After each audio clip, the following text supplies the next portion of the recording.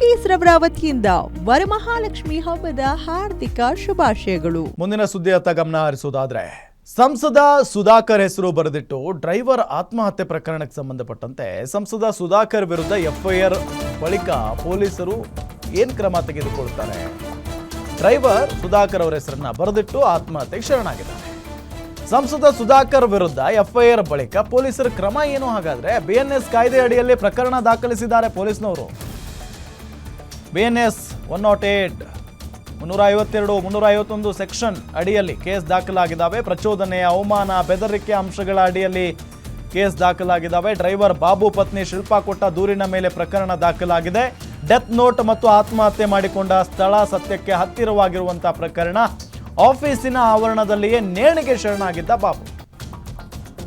ಹಣ ಕೊಟ್ಟವರು ಹಾಗೂ ಪಡೆದವರ ಬಗ್ಗೆ ಸಾಕ್ಷ್ಯಗಳ ಸಂಗ್ರಹಿಸ್ತಾ ಇದ್ದಾರೆ ಪೊಲೀಸ್ನವರು.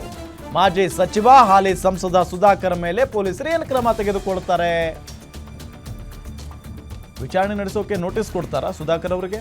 A1 ಆಗಿರುವಂತಹ ಸಂಸದ ಡಾಕ್ಟರ್ ಕೆ ಸುಧಾಕರ್ ಅವರಿಗೆ ನೋಟಿಸ್ ನೀಡುವಂತ ಸಾಧ್ಯತೆ ಇದೆ. ಇನ್ನು ತಲೆಮರೆಸಿಕೊಂಡಿರುವ A2 NNR ನಾಗೇಶ್, A3 ಆರೋಪಿ ಒಬ್ಬರು ಇದ್ದಾರೆ. ಘಟನೆ ನಡೆದ ಕ್ಷಣದಿಂದಲೇ ಪರಾರಿಯಾಗಿದ್ದಾರೆ ಇವರೆಲ್ಲ. ನಾಗೇಶ್ ಸುಧಾಕರ್ ಬೆಂಬಲಿಗ ಮತ್ತು ಮಂಜುನಾಥ್ ಸರ್ಕಾರಿ ಅಧಿಕಾರಿ. ಮೃತ ಬಾಬು ಪತ್ನಿ ಶಿಲ್ಪಾ ನೀಡಿದ್ದ ದೂರಿನ ಮೇಲೆ ಎಫ್ಐಆರ್ ದಾಖಲಾಗಿದೆ. ಪ್ರಕರಣದ ತನಿಖೆಗಾಗಿ ಸಂಸದ ಸುಧಾಕರ್ಗೆ ನೋಟಿಸ್ ಕೊಡುವಂತ ಸಾಧ್ಯತೆ ಇದೆ. ಸಂಸದ ಸುಧಾಕರ್ ಹೆಸರು ಬರೆದಿಟ್ಟು ಡ್ರೈವರ್ ಆತ್ಮಹತ್ಯೆ ಮಾಡಿಕೊಂಡಿದ್ದಾರೆ. ಈ ಪ್ರಕರಣಕ್ಕೆ ಸಂಬಂಧಪಟ್ಟಂತೆ ಈಗಿರುವಂತ ಪ್ರಶ್ನೆ ಏನಂದ್ರೆ ಸಂಸದ ಸುಧಾಕರ್ ಅವರ ವಿರುದ್ಧ ಎಫ್ಐಆರ್ ಆದ ನಂತರ ಪೊಲೀಸರು ಏನು ಕ್ರಮ ತೆಗೆದುಕೊಳ್ತಾರೆ? ಸಾಮಾನ್ಯವಾಗಿ ಒಬ್ಬ ವ್ಯಕ್ತಿ ಬೇರೊಬ್ಬ ವ್ಯಕ್ತಿಯ ಹೆಸರನ್ನ ಬರೆದಿಟ್ಟು ಆತ ಆತ್ಮಹತ್ಯೆಗೆ ಶರಣಾಗಿದ್ದೆ ಆದ್ರೆ ಇಷ್ಟೊತ್ತಿಗೆ ಏನಾಗ್ತಾ ಇತ್ತು? ಎಫ್ಐಆರ್ ದಾಖಲಾಗಿ ಆತನನ್ನ ಅರೆಸ್ಟ್ ಮಾಡುವಂತ ಪ್ರಕ್ರಿಯೆ ನಡೀತಾ ಇತ್ತು. ಸೊ ಇದುವರೆಗೂ ಸಂಸದರಿಗೆ ಒಂದು ನೋಟಿಸ್ ಕೂಡ ಹೋಗಿಲ್ಲ. ಬಿಎನ್ಎಸ್ ಕಾಯ್ದೆ ಅಡಿಯಲ್ಲಿ ಪ್ರಕರಣವನ್ನು ದಾಖಲು ಮಾಡಿಕೊಂಡಿದ್ದಾರೆ ಪೊಲೀಸ್ನವರು. ಬಿಎನ್ಎಸ್ 108, 352, 351 ಸೆಕ್ಷನ್ ಅಡಿ ಸುಧಾಕರ್ ವಿರುದ್ಧ ಎಫ್ಐಆರ್ ದಾಖಲಾಗಿದೆ.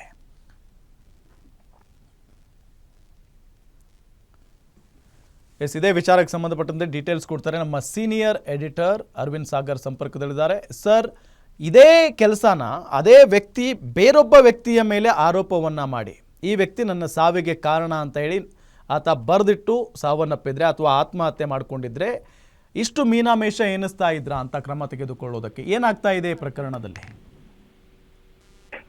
ರಾಂಬಡಿಗೆ ಈ ವಿಚಾರದಲ್ಲಿ ಬಹಳ ಪೊಲೀಸರು ಗಂಭೀರವಾಗಿ ತಗೊಳ್ಳಬೇಕು ಅಂತ ಅನ್ಸುತ್ತೆ. ಯಾಕೆಂದ್ರೆ ಸಾಮಾನ್ಯವಾಗಿ ಒಂದು ಆಸ್ಪತ್ರೆಯಲ್ಲಿ ಅಡ್ಮಿಟ್ ಆಗಿರ್ತಕ್ಕಂಥ ವ್ಯಕ್ತಿ ಸಾಯುವ ಕೊನೆಯ ಹಂತದಲ್ಲಿ ಅಥವಾ ಯಾವುದೇ ಒಂದು ಗಂಭೀರವಾಗಿರ್ತಕ್ಕಂಥ ಆರೋಪ ಪ್ರಕರಣ ಸಿಕ್ಕಿ ಅಂದ್ರೆ in case for example murder ಅಂತ ಇಟ್ಕೊಳ್ಳಿ, ಅವನ ಸಾಯುವ ಕೊನೆ ಗಳಿಗೆಯಲ್ಲಿ ದಾಖಲಿಸಬಹುದಾದ ಹೇಳಿಕೆ ವೈದ್ಯರ ಮುಂದೆ ದಾಖಲಿಸ್ತಾನೆ. ಇಲ್ಲಿಯೂ ಕೂಡ ಆ ವ್ಯಕ್ತಿ ಏನು ಆತ್ಮಹತ್ಯೆ ಮಾಡ್ಕೊಂಡಿದ್ದಾನೆ, ಆ ವ್ಯಕ್ತಿ ತನ್ನ ಕೆಲಸ ಮಾಡುವ ಪ್ರಿಮಿಸಸ್ ನಲ್ಲಿ ಹೊಂಗೆ ಮರದ ಹಾಕೊಂಡು ನೇಣು ಹಾಕೊಂಡು ಸತ್ತೋಗಿದ್ದಾನೆ. ಆಮೇಲೆ ಡೆತ್ ನೋಟು ಕೂಡ ಅಲ್ಲಿಯ ಕಚೇರಿಯಲ್ಲಿ ಏನು ನಾಗೇಶ್ ಹತ್ರನ ಮಂಜುನಾಥ್ ಕೆಲಸ ಮಾಡ್ತಾ ಇದ್ದೆ ಅಂತೆಲ್ಲ ಹೇಳ್ಕೊಂಡು ಗುತ್ತಿಗೆ ಆಧಾರದ ಮೇಲೆ ಕೆಲಸ ಮಾಡ್ತಾ ಇದ್ದ ಪಾಪ ಆತ. ಆಯ್ತಾ, ಬಾಬು ಆತರ ಒಂದು ಸಾಯುವಂತ ವೇಳೆಯ ಹಿಂದೆ ಬರ್ದಿರ್ತಕ್ಕಂಥ ಡೆತ್ ನೋಟ್ ಅಲ್ಲಿ ಪ್ರಮುಖವಾಗಿ ಸುಧಾಕರ್ ಹೆಸರನ್ನೇ ಅಲ್ಲಿ ಬರ್ತಿರ್ತಕ್ಕಂಥ A1 ಮಾಡಿದ್ದಾರೆ ಎಫ್ಐಆರ್ ಅಲ್ಲಿ, ನಾಗೇಶ್ ಮಂಜುನಾಥ್. ಈ ಎಫ್ಐಆರ್ ಮಾಡಿದ ನಂತರದಲ್ಲಿ ಏನ್ ಮಾಡ್ಬೇಕಾಗಿತ್ತು ಪ್ರಕ್ರಿಯೆ ಪೊಲೀಸ್ನವರು? ಬಿಎನ್ಎಸ್ ಪ್ರಕಾರ 108, ಬಿಎನ್ಎಸ್ ಪ್ರಕಾರ 352, 351 ಅಂದ್ರೆ ಪ್ರಚೋದನೆ, ಅವಮಾನ, ಬೆದರಿಕೆ, ಈ ರೀತಿಯ ಒಂದು ಅಂಶಗಳು ಅಲ್ಲಿ ಎಫ್ಐಆರ್ ಅಲ್ಲಿ ಇದೆ. ಅಂದಮೇಲೆ ಸಾಮಾನ್ಯವಾಗಿ ಇರಬಹುದಾದ ಪ್ರಜೆಯಾದ್ರೆ ಯಾವ ರೀತಿಯ ಕಾನೂನು, ಒಬ್ಬ ರಾಜಕಾರಣಿಗಾದ್ರೆ ಯಾವ ರೀತಿಯ ಕಾನೂನು ಅಂತ ಅನ್ಕೋಬೇಕಾ ನಾವು ಜನಸಾಮಾನ್ಯರು ಅಂತಕ್ಕಂಥ ಪ್ರಶ್ನೆ ಬರುತ್ತೆ. ಏನ್ ಪ್ರಕ್ರಿಯೆ ನಡೀತು? ಎಫ್ಐಆರ್ ಆದ್ಮೇಲೆ ಸುಮ್ಮನೆ ಕೂತ್ಕೊಂಡ್ಬಿಟ್ಟಿದಾರ ಪೊಲೀಸರು? ಏನ್ ತನಿಖೆ ಮಾಡ್ತಾ ಇದಾರೆ? ಯಾಕೆ ವಿಚಾರಣೆ ಕರ್ಸಿಲ್ಲ? ಯಾಕೆ ನೋಟಿಸ್ ಕೊಟ್ಟಿಲ್ಲ? ಕೊಡ್ಬೇಕಲ್ಲ, ನೋಟಿಸ್ ಕೊಟ್ಟು ಕರೆದು ಈ ತರ ಒಂದು ಡೆತ್ ನೋಟಲ್ಲಿ ಇದೆ ಏನು ಎತ್ತ ಅಂತ ಕೇಳ್ಬೇಕಾಗತ್ತೆ. ಆಮೇಲೆ ಇದಕ್ಕೆ ಈಗ ಒಂದು ಸಾಯುವ ಮುನ್ನ ಯಾರು ಬಾಬು 1-2-3 ಜನ ಸಾಲ ತಗೊಂಡಿದೀನಿ ಅಂತ ಹೇಳಿದಾನೆ. ಸಾಕ್ಷಾತ್ ಅದಕ್ಕೂ ಅಲ್ಲಿ ಏನಪ್ಪಾ ಅಂತಂದ್ರೆ ಒಬ್ಬರ ಹತ್ರ 10 ಲಕ್ಷನೋ ಇನ್ನೊಬ್ರ ಹತ್ರ 3 ಲಕ್ಷನೋ ಏನೋ ತಗೊಂಡಿದ್ದಾರೆ. ಬಾಪೂಜಿ ನಗರದಲ್ಲಿ ಒಬ್ಬರ ಹತ್ರ ನಾಗೇಶ್ ಅವ್ರ ಹತ್ರ ನಾಗೇಶ್ ಅಲ್ಲ ಅವರು ಮುನ್ರಾಜು ತಗೊಂಡಿದ್ದಾರೆ. ಆಮೇಲೆ ಕೃಷ್ಣಪ್ಪ ಹತ್ರ ತಗೊಂಡಿದ್ದಾರೆ. 19 ಲಕ್ಷ ಏನೋ ಸಾಲ ಇದೆ. ಆಮೇಲೆ ಬಾಕಿಗೆಲ್ಲ ಈಗೆಲ್ಲ ಸಾಲ ಮಾಡಿಕೊಟ್ಟಿದ್ದಾರೆ ಅಂತ ಕಾಣುತ್ತೆ. ಇದುವರೆಗೂ 25 ಲಕ್ಷ ಹೇಳ್ತಾರೆ ಡೆತ್ ನೋಟ್ ಅಲ್ಲಿ. ಆಮೇಲೆ ಬಾಕಿ ಮತ್ತೆ ಒತ್ತಡ ಏರಿ ದುಡ್ಡು ಬೇಕು ಹೇಳಿದಾಗ ಈ ನಾಗೇಶ್ ಮಂಜುನಾಥ್ ಮಾತಾಡ್ಕೊಂಡು ಬೆದರಿಕೆ ಹಾಕಿದ್ದಾರೆ. ದುಡ್ಡು ಯಾರಿಗೆ ಕೊಟ್ರಪ್ಪ ಅಂತ ಹೇಳಿದ್ರೆ ಸುಧಾಕರ್ ಕೊಟ್ಟಿದೀವಿ ಅಂತ ಹೇಳ್ತಾರೆ. ಸುಧಾಕರ್ ಆರಂಭದಲ್ಲಿ ಹಿಂದೆ ಇವರಾಗಿದ್ರು ಆ ಸಂದರ್ಭದಲ್ಲಿ ಇದರೆಲ್ಲ ನಡೆದಿರ್ತಕ್ಕಂಥದ್ದು. ಸುಧಾಕರ್ ಅವರು ಆಯ್ತು ಅದ್ ನೋಡೋಣ ಮಾಡೋಣ ಅಂತ ಹೇಳಿರ್ತಾರೆ. ಆ ಧೈರ್ಯದ ಮೇಲೆ ಆತ ಈ ತರ ಸಾಲ ಎಲ್ಲ ಮಾಡ್ಕೊಟ್ಟಿರ್ತಾನೆ. ಇಷ್ಟೆಲ್ಲ ಇದೆ. ಆಮೇಲೆ ದುಡ್ಡು ಕೊಡ್ಬೇಕಾದ್ರೆ ಬಸ್ ಸ್ಟ್ಯಾಂಡ್ ಹತ್ರ ಬಾರಪ್ಪ ಅಂತ ಕರೆಸ್ತಾರೆ ಮಂಜುನಾಥ್ ನಾಗೇಶ್ ಯಾರು. ಅಲ್ಲಿ ಹೋಗಿ ದುಡ್ಡು ಕೊಡ್ತಾರೆ. ಅಲ್ಲಿ ಬಸ್ ಸ್ಟ್ಯಾಂಡ್ ಹತ್ರ CCTV ಸಿಗುತ್ತೆ. ಅಥವಾ ಈಗ ಇವ್ರಿಗೆ ಸಾಕ್ಷಿಗಳಾಗ್ತಾರೆ. ಸಾಲ ಕೊಟ್ಟಿದ್ದೆ ನಾನು ಅಂತ ಹೇಳೋದಕ್ಕೆ ಮುನ್ರಾಜು ಮತ್ತೆ ಕೃಷ್ಣಪ್ಪ. ಆಮೇಲೆ CCTV ಆಗ್ಲಿ ಇರುತ್ತೆ. ಆಮೇಲೆ ಸುಧಾಕರ್ ಮನೆಗೆ ಬಂದೋಗಿರ್ತಕ್ಕಂಥ CCTV ಸಿಗ್ಬೋದು. ಆಮೇಲೆ ಆ ಪ್ರೀವಿಯಸ್ ಅಲ್ಲಿ ಆತ್ಮಹತ್ಯೆ ಮಾಡ್ಕೊಂಡ ಹೌದು ಇದು ಸತ್ಯಕ್ಕೆ ಹತ್ತಿರವಾಗಿದೆ ಅಂತಕ್ಕಂಥದ್ದು ಮೇಲ್ನೋಟಕ್ಕೂ ಗೊತ್ತಾಗ್ತದೆ ಸಾಕ್ಷಿ ಅದು. ಈಗೆಲ್ಲ ಇರ್ಬೇಕಾದ್ರೆ ಇವರು ಯಾಕೆ ಕಾಲ ವಿಳಂಬ ಮಾಡ್ತಿದ್ದಾರೆ ಏನು ಎತ್ತ ಅಂತ ಗೊತ್ತಾಗ್ತಾ ಇಲ್ಲ.